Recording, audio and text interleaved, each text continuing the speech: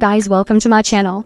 In this video, I'm gonna show you how to fix Steam not downloading games, not starting or stuck download. It is a fast and easy tutorial. The error results when Steam is not able to complete the installation. The specific reason for the error will be shown in the parenthesis at the end of the error message.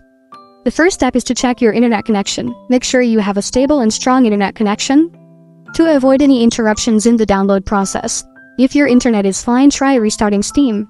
Sometimes a simple restart can resolve any temporary glitches that may be causing the download issue.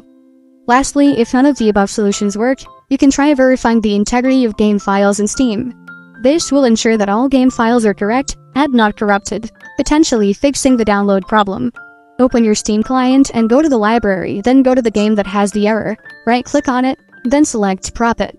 You can view it from here. By following these steps, you should be able to troubleshoot and resolve the issue of Steam not downloading games or being stuck in the download process.